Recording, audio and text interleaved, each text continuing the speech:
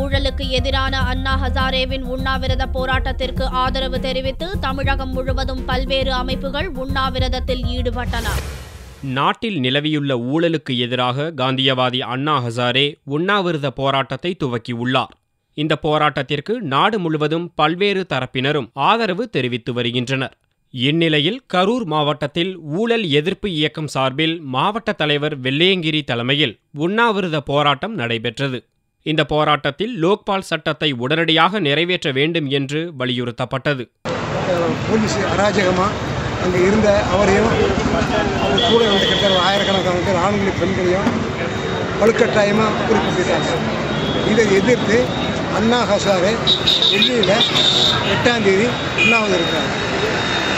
மேலும் இந்த லோக்பால் சட்டத்தை நிறைவேற்றுவதற்காக வேண்டியும் 2 குறிக்கோளுக்காக வேண்டிய ஒரு உண்ணாவிரதம் இருக்காங்க.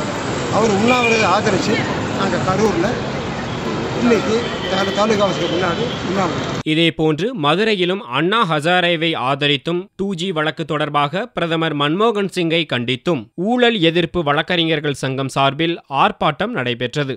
ஊழலுக்கு எதிரான வழக்கறிஞர்கள் சங்கத்திலே இருந்து இன்றைக்கு ராஜ்கோட்டிலே உண்ணாவிரதம் இருக்கின்ற அண்ணா ஹசாரே அவர்களை ஆதரித்தும், இந்த நாட்டிலே இவ்வளவு ஊழல்கள் நடந்தும் தனக்கு இது தெரியாது, தன்னால் கட்டுப்படுத்த முடியாது என்று வெளிப்படையாக அறிக்கை விடுகின்ற பிரதமர் மன்மோகன் சிங் உடனடியாக பதவி விலக வேண்டும் என்கின்ற கோரிக்கையை வைத்தும் இந்த ஆர்ப்பாட்டத்தை நாங்கள் நடத்துகிறோம். டெல்லியில் பெரும் எழுச்சியுடன் துவங்கியுள்ள ஊழலுக்கு எதிரான போராட்டம் தமிழக மக்களிடையேயும் புதிய தாக்கத்தை ஏற்படுத்தும் என்று சமூக ஆர்வலர்கள் நம்புகின்றனர்.